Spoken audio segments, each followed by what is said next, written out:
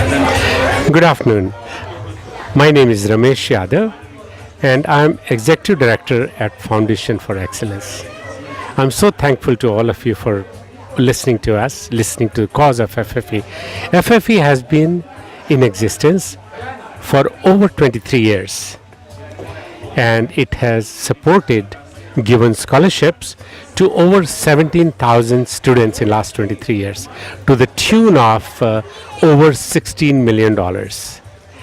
And this event we have organized to bring our alumni, our YPAC group, which is Young Professional Advisory Group, together so that they can network. And we have brought together some of the successful entrepreneurs of the Silicon Valley, so that they can network, our alumni can learn from it, but also at the same time, we want to develop the future leadership of Foundation for Excellence, and that's what this is all about. So now I'd like to introduce our keynote speaker for today. I'm so thankful, our FFE is so thankful to him for taking out time from his such a busy schedule. He runs multiple companies, he's on board of multiple companies, and his heart is in the field of education. So here is Sanjay Srivastava. Hi, good afternoon. This is Sanjay Srivastava, and thank you once again for giving me the opportunity to be here. So I got involved in FFE, I don't know, maybe a decade or so ago. So I was on the board for like 7 or 8 years, and it was that sort of started my journey in education. So that's where I saw the impact that FFE was making through its both its reach and scale and affecting the lives of so many people. So at this point, that's what I'm trying to do. I founded a company called Vocarium, which is in education space. I funded a company called Life Launcher, which is trying to provide a platform for counseling. At least in the US, that's another place where there is a great source of inequity. And as well as a company called Glen World, which is a nonprofit which is has a English learning, they're trying to sort of deploy it in India. So that's what I'm doing, and I'm looking forward to talking about the views about the future of education and interacting with everyone here. Thank you. The organization Foundation for Excellence runs because it has dedicated board of directors. And Dr. Sanjay Kumar, who is a medical doctor, but also more than that, he's an entrepreneur. He's on our board driving us to the excellence. And here is Sanjay. Thank you, Ramesh. It gives me great pleasure to host this event. And really the event is more for the alumni and the younger generation that we have, who we want to encourage and support in at least having more knowledge in terms of what education is all about, and really why we support causes like FFE. FFE has been a great cause, and I've now supported FFE for over 7 years, and really looking forward to supporting it for many more years, and really working with the team. Love the team, love the energy, and hope everybody has a fun time. Thank you, Sanjay. That is about how do we support, how do we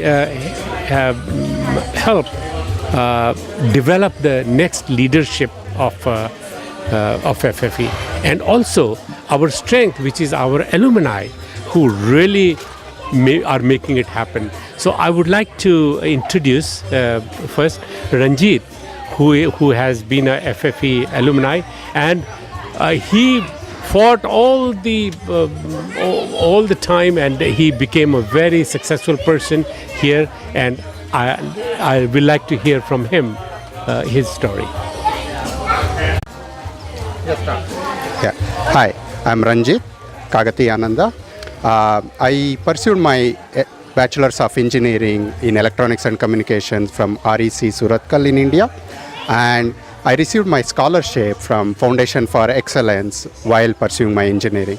I thank FFE for financially supporting me It really helped take care of my educational expenses. Now I work for Google in Mountain View, California. I'm here with my parents, and thanks for opportunity to speak here. And now I am trying to help future FFE scholars by helping provide scholarships for the next deserving students. And this is my family. This is my wife Pratyusha, and these are my parents.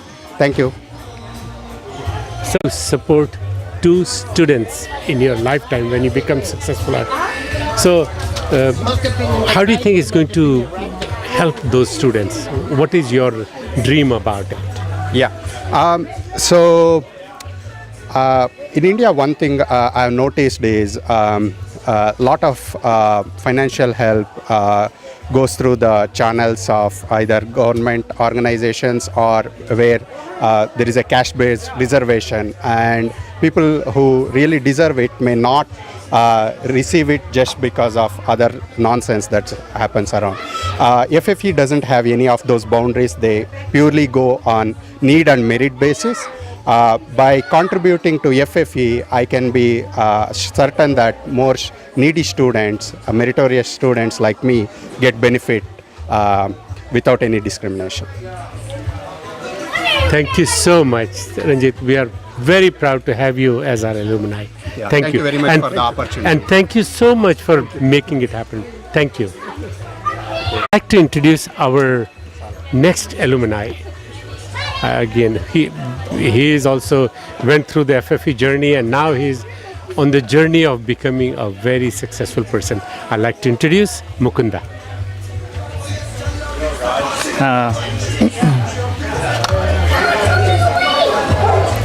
Thank you, Ramesh ji. I would like to thank FFE for organizing this event and inviting me for this. So I have been associated with FFE for more than 10 years. I received my undergrad scholarship from FFE, and currently I'm working in Bay Area as a software engineer for Akamai Technologies. So while receiving scholarship from FFE, I had promised that I will support at least 2 students. So, and I am very happy that I have adopted a medical student in India to pursue her medical education.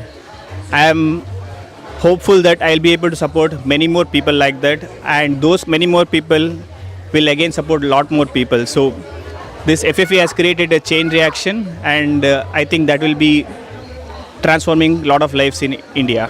Thank you. Mukunda, what do you think, because our object is to create, to have the future leadership of FFE. Can you comment that how this event is going to help that out? So this is a great event because we alumni get to know each other. We get to know a lot of new alumni we have not met, and then we can meet our old friends too, and then we get to interact with the board members.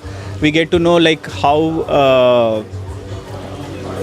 the FFE is functioning, and then there are chances that we might be able to get new business opportunities. Like if somebody is an entrepreneur, then we get to meet new entrepreneurs here. So this is a very good platform for everyone, for the alumni, for the board members, for everyone.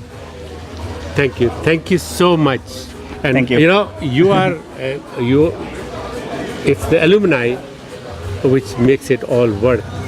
For all the board members, for all the volunteers, for everyone, all the donors to really make it. So thank you. Thank you for keep on rising. Thank you. Sure.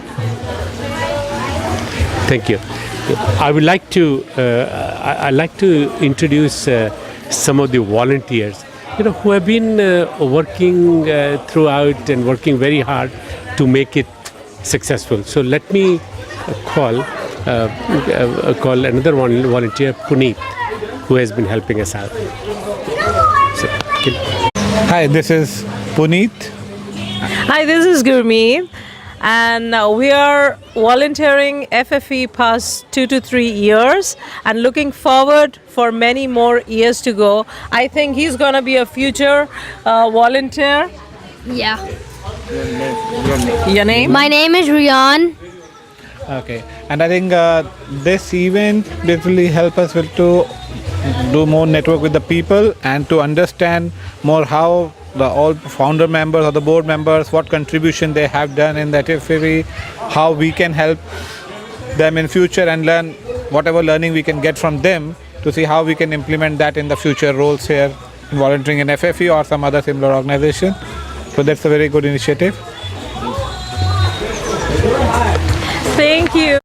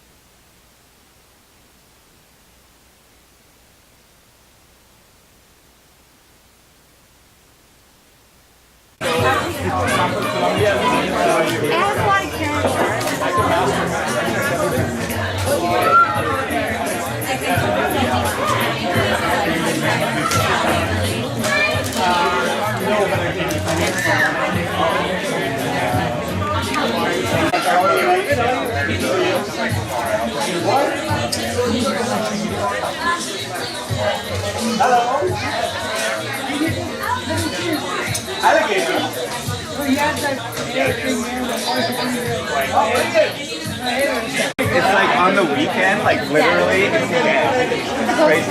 Yeah. Like between like the weekdays, like night after that. You know it's done when you Starbucks.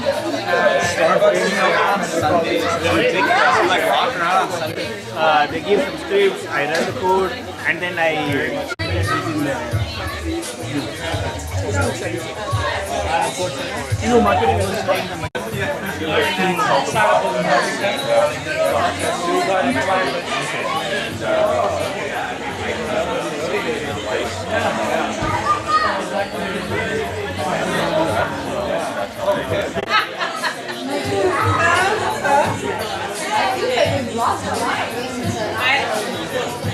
She likes so me though. I put on. I put on. Yes, I did. I did. I don't know my name, but I did. You saw me.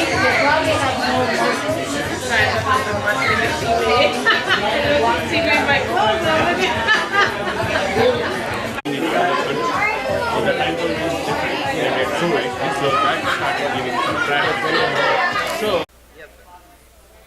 We're so fortunate that FFE has got supporters all across.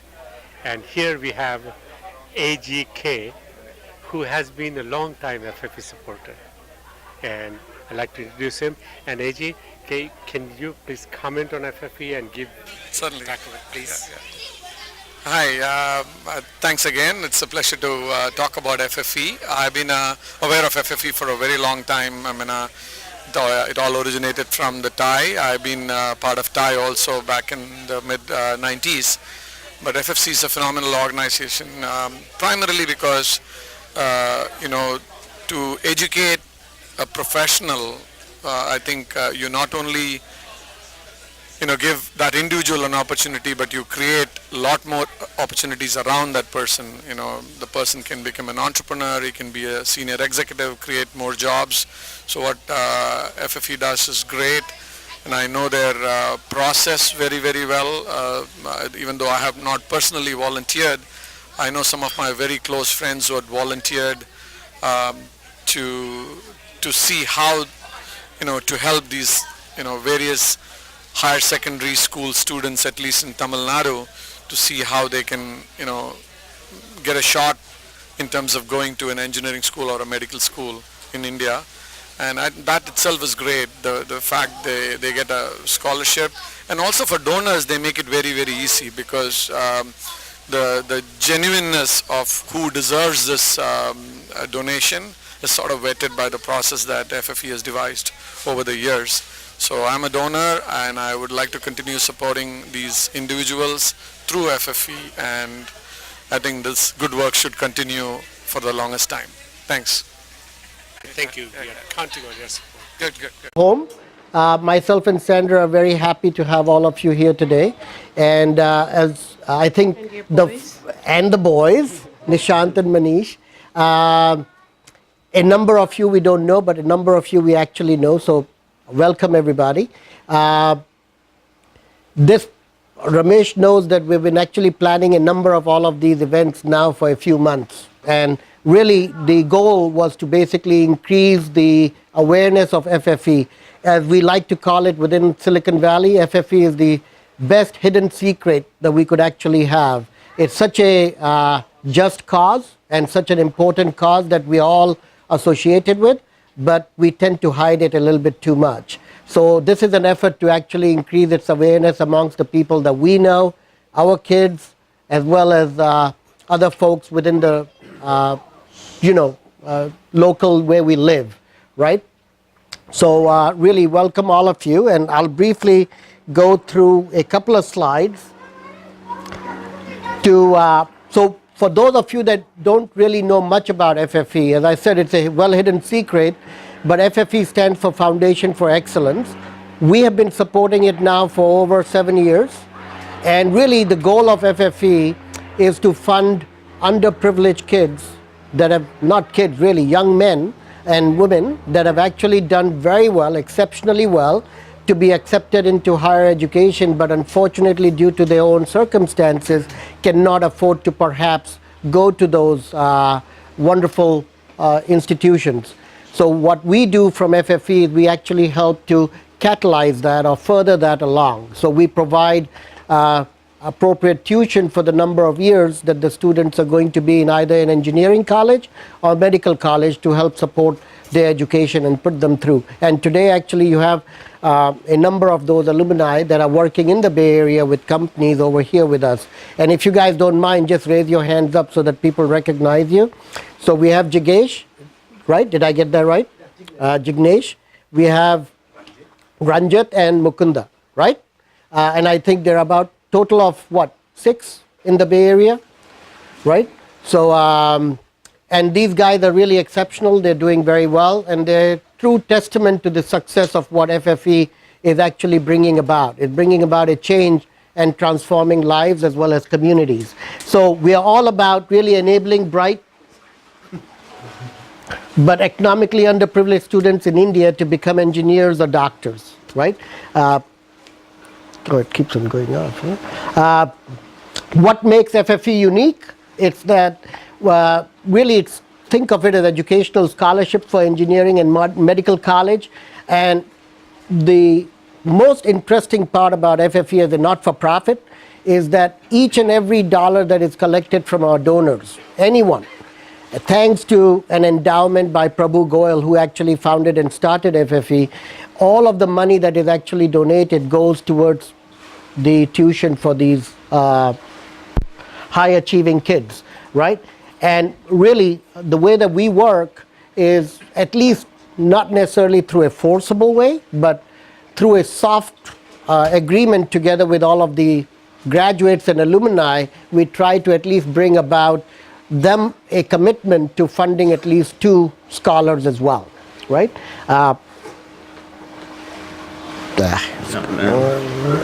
Okay. So what impact have we had? In 2011, if you notice, things were still very modest. We funded about 16 to 1700 students. In 2016, we funded 5,000 students, right? So those are big, big achievements, and every year we continue to really further that along. There are a number of ways that folks can actually get involved with FFE, right? FFE is all about really us driving its own success and the success that it's happening. Over in the future, we are hoping that the alumni actually drive that much more of that success that is actually there. We're just instigators to that. You can get involved as a volunteer. You can actually recruit facilitators. So one might wonder, how do we actually find out about these students, or how do we actually vet whether a student is actually qualified, whether they are underprivileged or not, right? We have facilitators on the ground. It could be your parents, Ratnakar, or it could be, uncles or whatever, people that we actually know, trust, that we can basically have that might be able to vouch for the validity of their claims. I mean, people can get involved as facilitators. Register FFE in your employee matching program. Actually, I have to thank Ratnakar.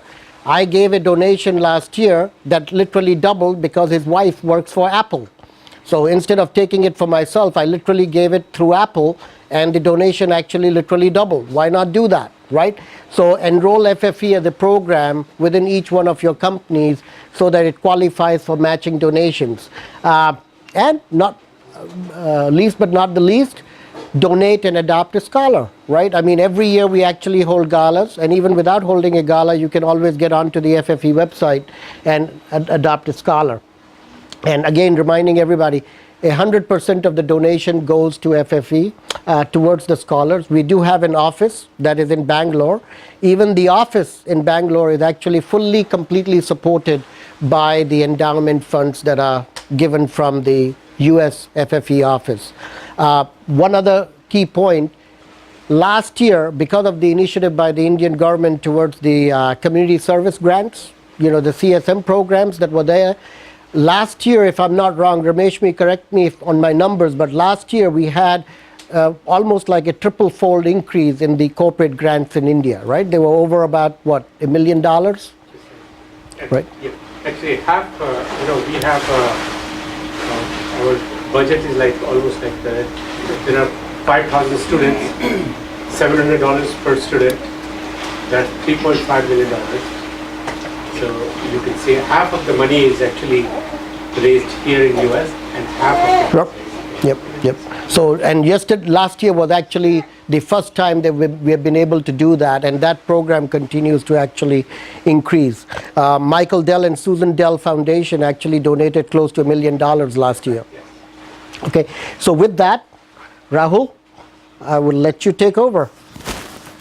Do I need to put this on? I guess so. Otherwise, You guys heard about from Sanjaya, through the next generation. So that's us, because this is such a great organization, and this is not going to continue unless the next generation really gets involved. So what we need to do is we need to organize young professional targeted events. So these are events like networking events. So the FFE board has such a great group of people, entrepreneurs, like people that are really going to help us out in our careers, and we want to set up events for us to network with each other, build a really good kind of group of people that can network and be professional together. Provide mentorship and services to scholars. So we think that we have a unique opportunity to kind of provide more of a mentorship and service to the scholars and alumni ourselves, because we're kind of young and we can sort of relate better to the scholars ourselves and offer our services. And of course, carry the torch. We really want to advance this great organization and push it through us. So with that, these are the inaugural board members. Most of us are here today, but we have a great group of people who are entrepreneurs, young leaders, professionals who are just like really happy to give back to this awesome cause. So as you can see, I think, we have Kevin here, we have Ranjit here, myself, Anamika, Nicole, everyone. Arpan couldn't make it today, but he would love to be here as well. and Ranjit is an alumni. Yeah, Ranjit is also an alumni, so he's actually getting involved himself in this group. So it's really great to see kind of his approach towards getting involved. So we need your help as part of YPAG ourselves, so we need more board members. So if anybody's interested in becoming a board member, please come and talk to us. We'd love to have you as helpers. We need mentors. We really want to kind of revamp the whole mentorship program and get a lot of more people involved and kind of facilitate the process of getting these like really awesome, bright scholars the help that they need getting into the workforce.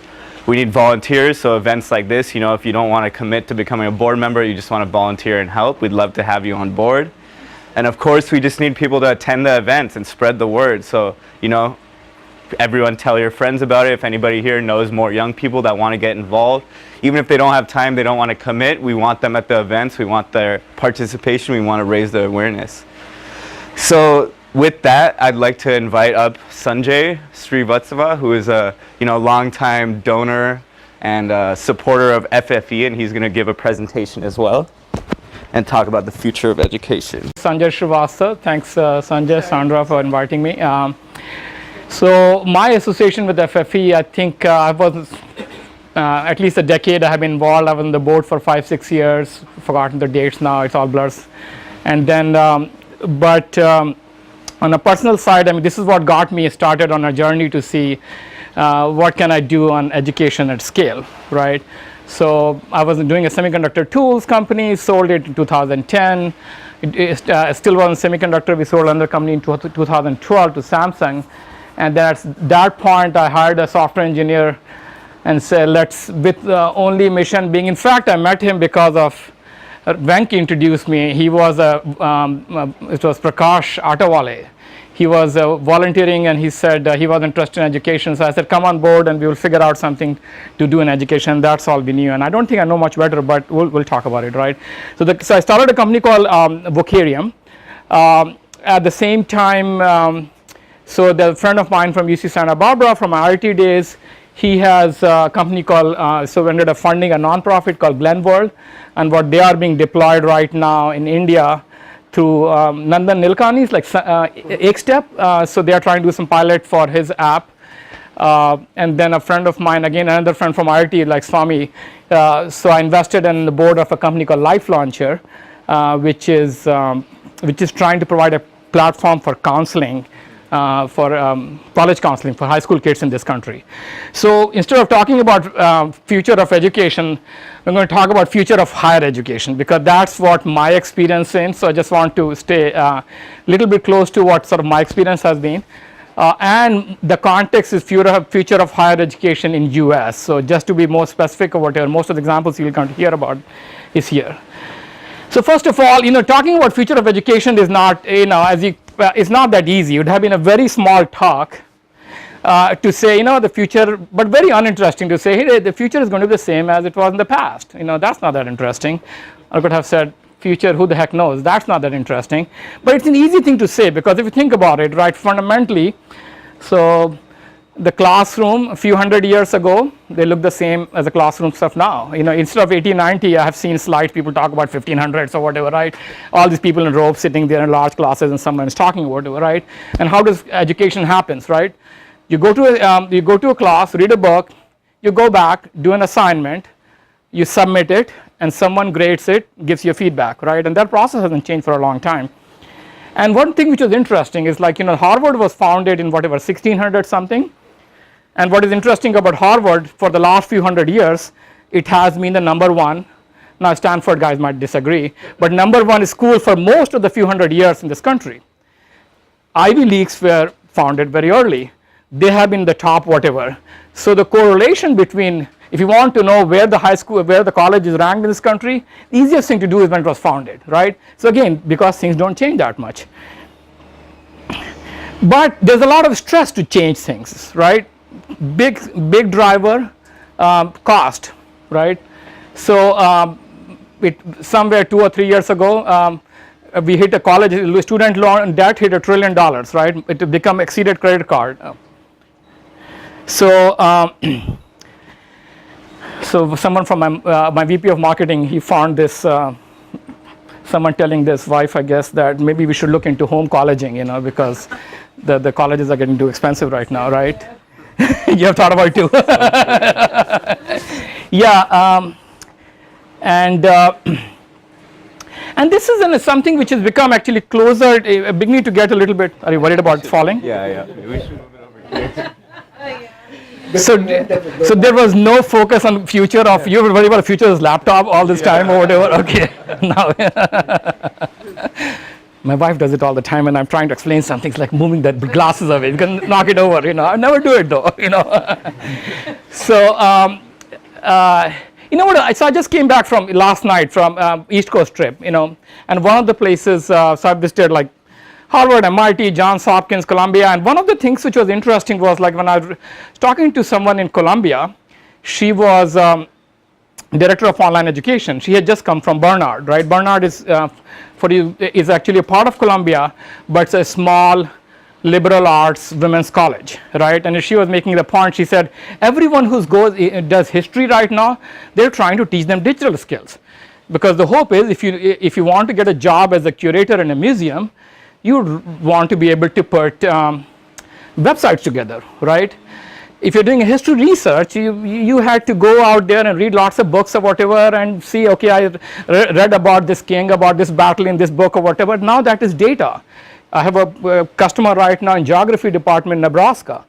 So what was becoming, sort of obvious that another sort of problem that we have right now in the education is that there is a big divide happening.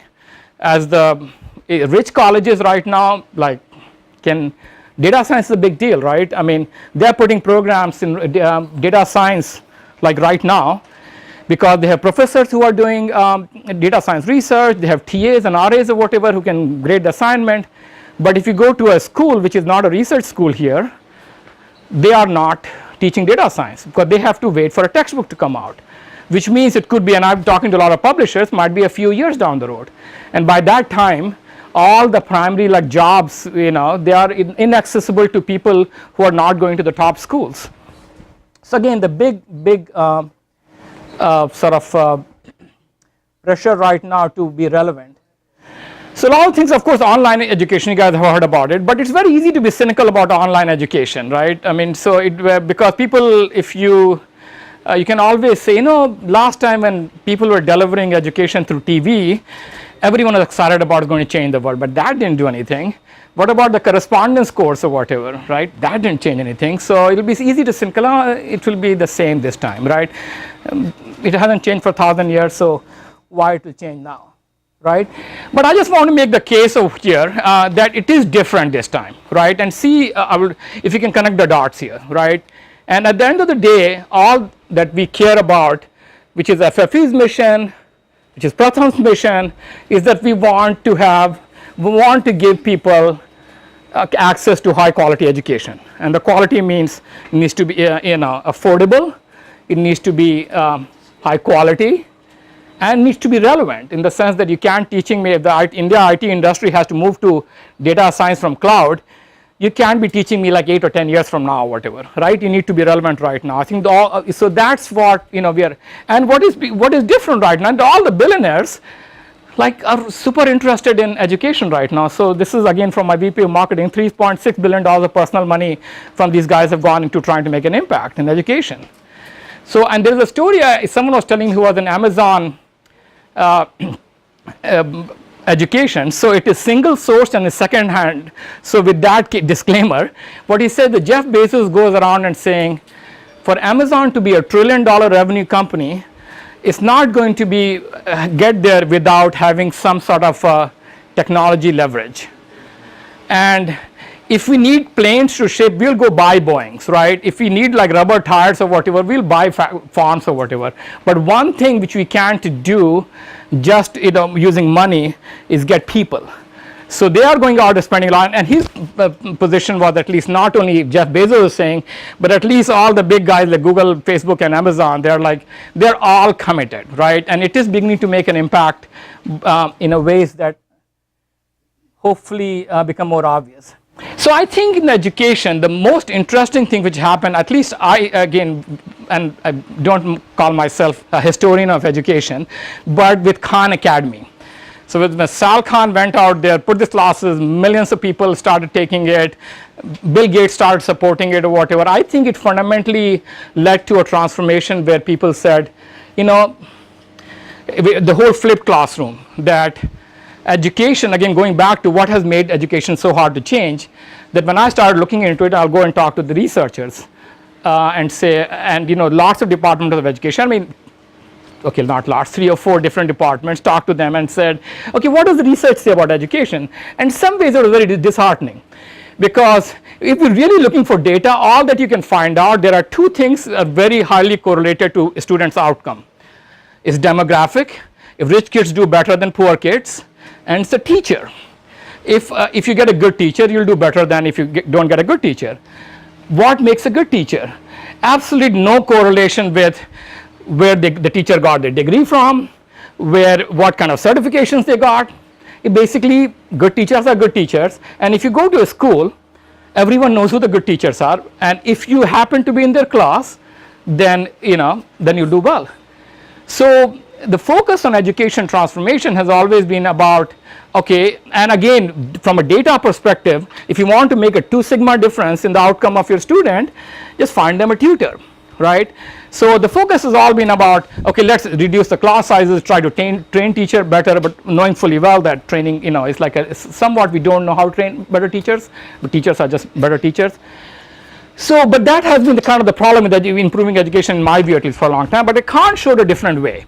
It's that the students can go out there on their own, they can be working with the technology, and a lot of them will make a lot of progress. And if you flip the classroom, so the teacher, instead of giving the pressure for instruction, for actually helping the students, that can change education. The more extreme one was Sugata Mitra. If you have not seen his 2013 TED Talk. How many of you have seen this video? One? I think I strongly recommend everyone. Yeah. This. I didn't even know that there's something called at TED every year has a winner. So 2013, Sugata Mitra was the winners, right? So his experiment was what he calls it hole in the wall. So what he did was in the slums of Delhi, and I probably will ask you for some help on the details, AJK. So slums of Delhi, he dropped the computer which was interconnected and left it there for 6 months, right? That's it. All that there was is like a hole in the wall, and it's literally a hole in the wall. You can see his video and this, and then what he discovered that the kids were just doing amazing things, teaching it there. You might have more details, for they were forgotten about it. So this gentleman was not a professor at that time. He was working for NIIT, which is a sort of after college computer education kind of training center type of company, and he thought he'll go to some Delhi slums, leave it in there, and really he had some sort of mechanism to see how these people are using the tool, using some mechanism. This is like the only thing that's accessible to them is the monitor and the mouse, not even a keyboard, I think, or joystick or something like that. So these kids have figured out how to play games, how to browse. So they've figured out how to navigate based on this tool, and these are all it's a group learning, right? I mean, I figured out something and I tell her, and she'll figure out something else. Suddenly the entire group knew how to do these things, right? And that was his awakening. And then he tried this experiment after he became a professor, which is what got his award. I think he moved to UK, and he started establishing this. And I think in this example, he gives a South Indian town, and he says he figured that bunch of kids on their own figure out complex biology stuff, right, with nobody teaching them. And he says 2 things that made a big difference for him. One was giving them this access, and the second thing was just a supervision. That person, like some grandmother, just she happens to be there, physically there, you make a phenomenal difference. I think you should listen to his story. It's great. What it is that it's how a child can be a self-learner, right? So and also how collaboration makes a difference. Traditionally, even in our classroom setting, you're taught to duke it out, right? In fact, even it's shame, but even some very good colleges like MIT and places like that, kids don't share each other. It's not collaborative learning at all, because they want that highest grade or whatever. So there's no sharing. But the fundamental thing he talks about is that if you collaborate, you get phenomenal outcomes. It's a great experiment, and in fact, he was a speaker here, I think, a couple of years ago. There was a session put together by the IIT Alumni Association, and it was very, very interesting to listen to his experience. So yeah, I mean the genesis of I think the whole transformation, I think actually a lot of us are getting excited about it, is saying that in the instruction driven learning to moving to student driven learning, you can actually scale it up.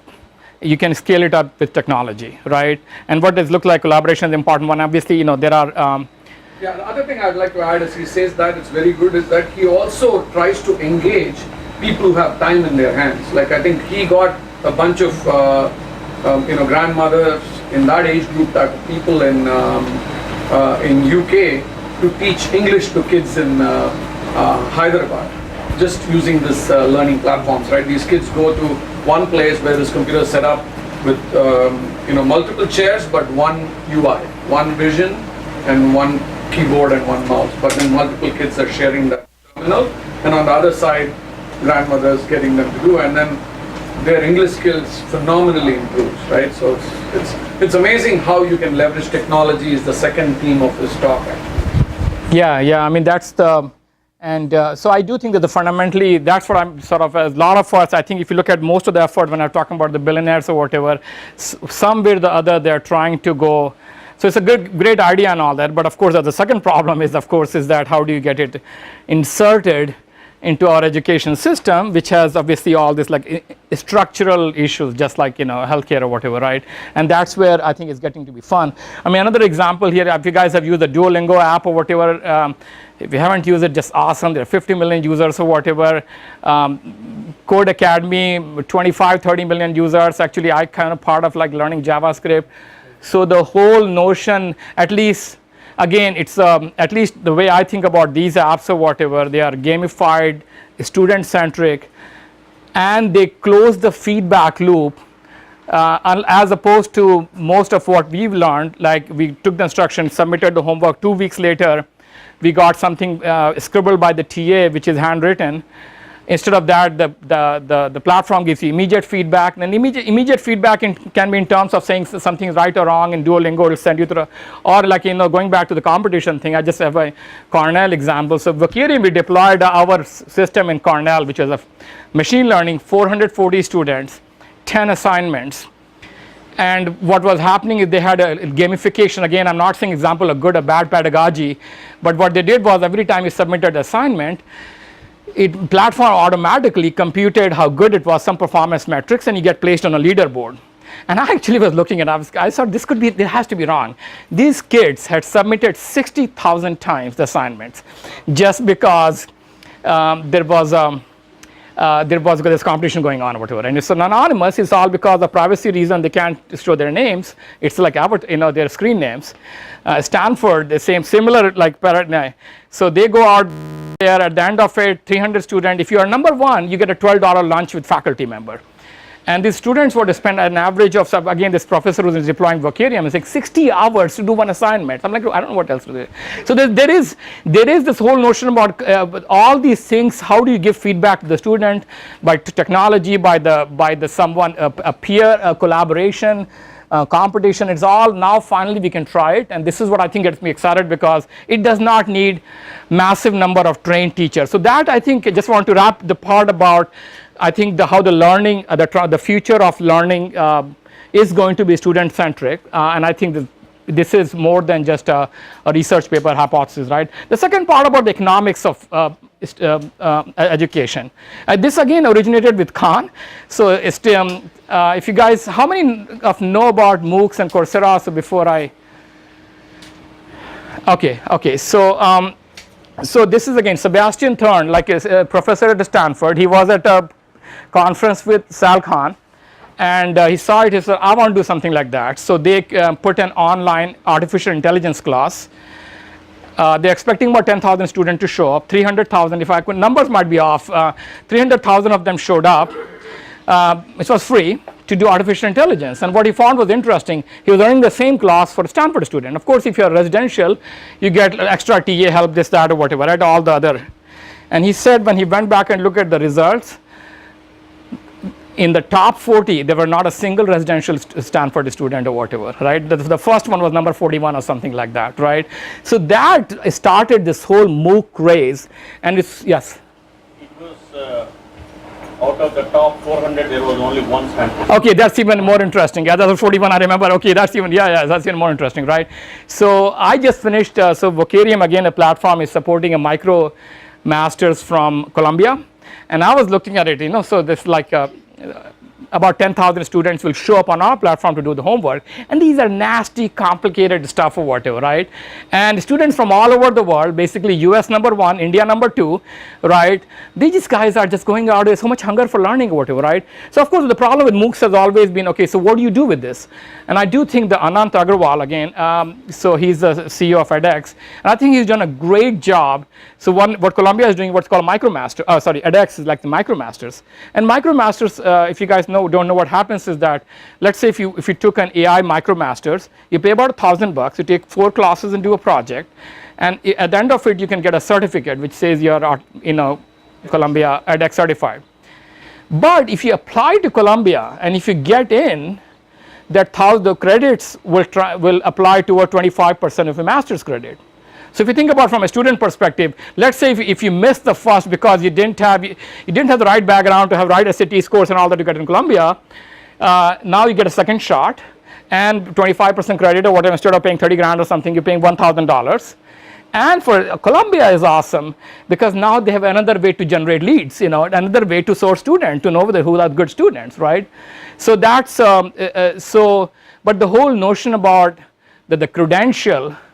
Again, I was trying to look up Google or whatever, and finally I said I just gave up on it, but saying when was the bachelor's thing got started? I'm sure 4-year bachelor degree, someone cooked it up at some point or whatever a few thousand years ago, and we sort of stuck with it. So, but now finally, again, because technology is breaking down, this whole thing about these credentials, with lifelong learning, you'll go out there and it's like I need to learn quickly, so either you'll go to an app or you get a degree. Again, that is fundamentally $1,000 or whatever. Hopefully is going to alter the economics. So there are a lot of experiments going on, like Georgia Tech. You can get a $10,000 Georgia Tech master's degree. It's not an online degree. It's a Georgia, but you can get $10,000 instead of whatever 2 years you're going to spend $60,000-$70,000, right? Arizona State has what they call Global Freshman Academy, where you just take classes. And in fact, I didn't even realize it because I have to get paid for it about it. So it's like, but the way it works, you don't get paid. And at the end of it, you decide, hey, do I want to pay for it, right? Did I like it or whatever? Then you pay for it. And then then it will apply towards your Arizona State credit or whatever, right? Again, it's a $400 as opposed to a few $1,000s, right? Yeah, just to add to that, right? This Anant Agarwal, I remember in one session I had listened to him. He was trying to explain that he's a EE teacher, and for those of you who have studied EE, the electric circuits is the sort of the basic course, and there again the similar statistics. I don't know, can anybody guess who would have gotten the top student in his MOOCs class? Which part of the world? Anybody can guess? Not California, I guess. Anybody? Give some name. No. Bangladesh from Africa. No. It's Mongolia. Yeah. You would believe that somebody from there would, and that's what it shows is that distance is no longer a limit, right? The fact that you had such an access to it, a remote student can get number 1 in that course.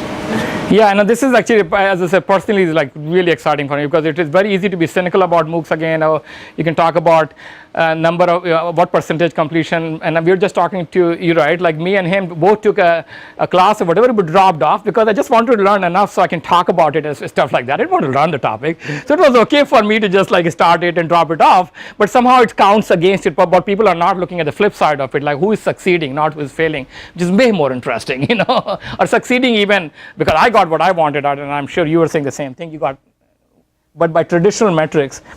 So this is, I'll just skip the Vocarium commercial. So again, this is I'm beginning to sum it up. I think transformation are time-based learning to competency-based. Again, this is a big deal. Sort of. Yeah. So. Yeah, time-based and competency-based, and this is again a big problem with our education system, right? That Sal Khan talks a lot about it. That you're supposed to spend 1 year in the 4th grade, and you're supposed to go learned whatever, fractions or whatever, and then next year you go and someone says you have learned 70% because you got a B or whatever. So next year you go and learn the next thing or whatever. But if you only learn 70% and then you're building on something or whatever, so that's kind of foolish, and we all recognize that, right? But the education, like a lot of system, has all this government intervention which says, you're only going to get paid or whatever if the tests are going to pass, and it's a hard one to it's a hard one to change that, like the regulation around it, and if you're going to spend so many hours in the seat or whatever, right? But at least within the context of a school year, and in things like language learning and professional development and all that, we are going to go to competency based instruction center. I talked about it. I mean, this is something I get pretty excited about it, like the third bullet or whatever. I do think that the single biggest opportunity to change education is that the kid in the middle of the night is trying to do something. Give them feedback right there using technology, people, grandmother, his peers or competition, whatever it is, whatever. And it was not possible before technology or whatever. And that I've seen this again live. And credentials being micro credentials, I was saying, instead of getting a there is no reason why you should get 4 year or 6 year spent there and have to take a bunch of useless classes. Yeah, so I think, in this country, at least the barriers to change, as I was saying, or whatever, tends to be around that K through 12, it is like how funding happens, and higher ed, even if you're a private school, so the government is not directly funding you, but the Title IV funding becomes a problem because they go out there and said, okay, you can get a Pell Grant or student loan or whatever, we'll back it up if you are accredited, and the accreditation body, which is really poorly funded, shows up and says, hey, where is your library or whatever, right? So okay, so they can check off the library or whatever, right? So that has like a lot of things in or whatever, but so anyway, so I think very change going to happen. So I mean, one of the things for me, it was change parts. I have a 5-year-old step grandson, and he's going to kindergarten in a kind of middle tier public school in Fremont, and I was really shocked that he comes and he's like, calls me Nana, like I want to show you my English app or whatever. So he has been registered to 2 apps, right? One for English and one for math, and I was completely shocked. And then occasionally the teacher says, hey, he's rhyming, or not for him, like someone else was telling the story, hey, your son or daughter is not doing so well in rhyming or whatever, right? So that was pretty fascinating to see that actually deployment is already happening. And talking about how learning is going to happen is so much fun to see the first AI generation, which is what I think my Logan, who's like my step grandson is, because other day he's like, do you know that the light can travel through black hole? I'm like, what the heck is he talking about? 5-year-old, right? And what he showed me that he had on a YouTube, there's a channel for a 15-year-old kid. He's talking about Stephen Hawking and black holes and all that. For whatever reason, Logan thought was interesting to watch. And so anyway, so I think the whole notion about, if you're looking at public policy, especially from places like India and all that, I don't know what the status is, but I hope we are making sure that at the very least every kid has access to a device and connectivity. I think once we do that or whatever, I think a lot of stuff will just take care of itself. So that's my pitch. Thanks for your patience.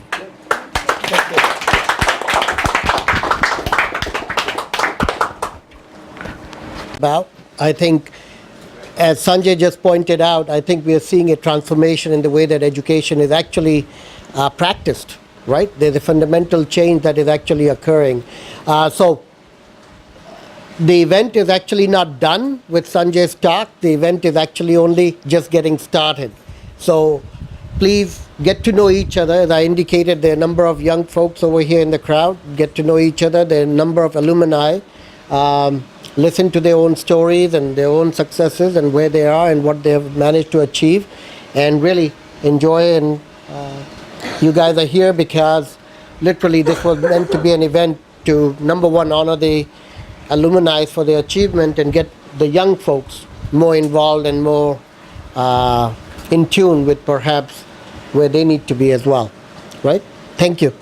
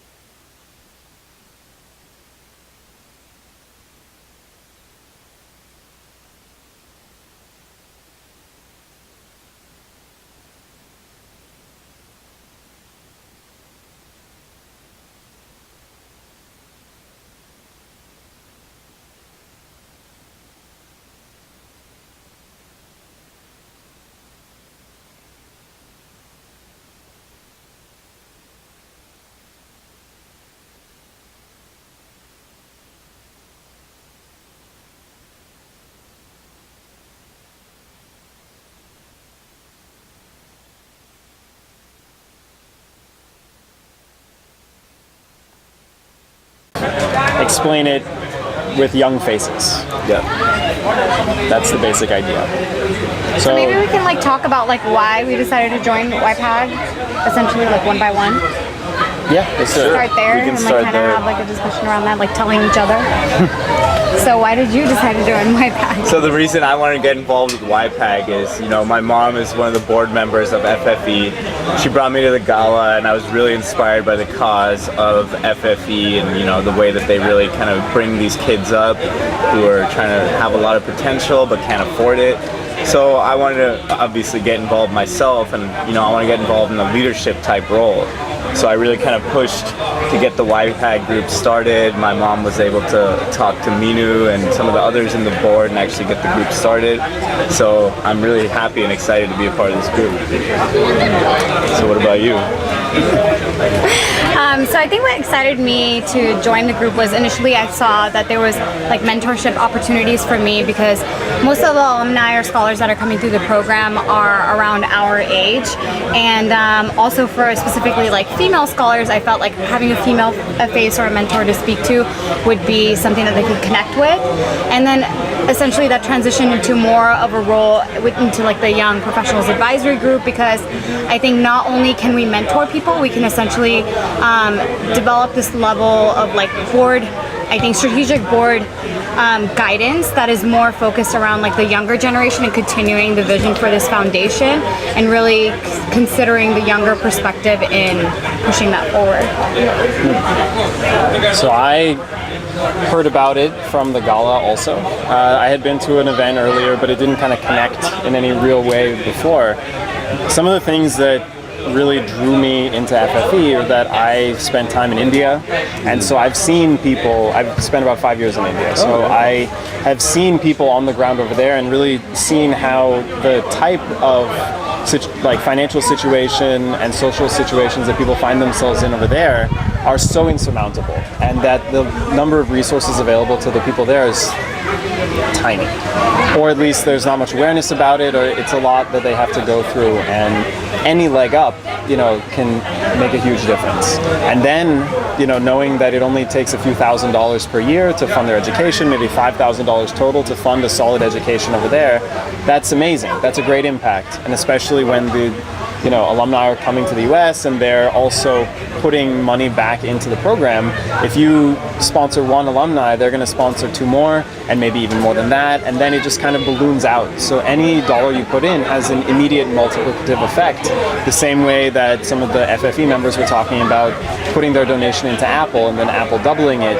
FFE inherently has that amazing effect. And another kind of core thing about it that seems so great is that because we have the endowment to pay for the ongoing, operations, we have all 100% of the donations actually going towards paying for the education of these scholars, which is unheard of. There are charities where only 2%, 10% of the donations go towards the actual cause. So that's true. The highest I have heard is like 70%. Exactly. So this is amazing. Yeah. So it makes total sense. We can put the least amount of time and money into this organization and get a much bigger, impact. Yeah. So that's what drew me to it. Nice. What about you? Yeah, I'm a FFE alumni, so I received my scholarship when I was doing engineering, and I'll be thankful to FFE forever. So I keep looking for opportunities to get associated with FFE and continue. While I was in India, actually, I started a FFE Scholars Association. I'd even put up a website, and we had a couple of big events in IIMs, like open house and things. It went well for a few years, and then I had to move here and got disconnected from that effort. So I thought this was a very good opportunity for me to get back into really giving my time and ideas to FFE. And also I work for Google, and Google has this time, every hour I put into any non-profit, Google actually sends my funds, matches my per hour thing. Great. Yeah, so every time I do a meeting here or attend these events, I go back and log into Google's thing, and they're going to pay FFE for every hour I put in here. Wow. So it's like double contribution. Wow, thank you for coming. And congratulations. Yeah. Right? You went through the program, Yes. it worked out. That's great. That's awesome. So I think maybe we could talk now about like kind of what goals we see for like YPAG for the near future. Sure. You know, me personally, I really think the mentorship is like a big thing that really can be revamped and sort of like really advertised as a way for people to get involved, you know, because like obviously we want donors, but there's a lot of people who won't be able to donate money, especially our age. I think a real way that they can get involved is with mentorship. Like one thing I was so surprised to learn in that first YPAG meeting was that like something like 60% of graduates in India are unemployable in the US. It's like some really high number. I don't remember if it was 60%, but do you remember what they said? It was like, I was blown away by that. Like most of the people who graduate in India are unemployable in the US because they don't have the like soft skills necessary. So I think, you know, really like I've been through my career, obviously I've been through like life here, so I kind of know a little bit about what it takes, and I feel like I would do whatever I can to pass that on to somebody who needs that and somebody who can really benefit from that. So that's kind of one of the goals that I really see for this group having. Yeah, I think one of the goals that I think would be important to carry as part of the YPAG group is spreading awareness more, again, within like our generation. I think FFE in general has been around for over like 25 years, I believe, and the board has, you know, been participating since day one. There's been different people involved in the operations, but again, no one who's really like focused more on continuing this like long term. So getting people recruited in to the team that are more like at a younger level, and then continue to brand it outwardly towards like people of our generation as well. Yeah, exactly. Well, kind of beyond those things, or maybe rather building on what you guys have said, I think it's really important for us to, you know, not take the reins right now, but at least put ourselves in a position where we're building ourselves to be the next leaders of FFE.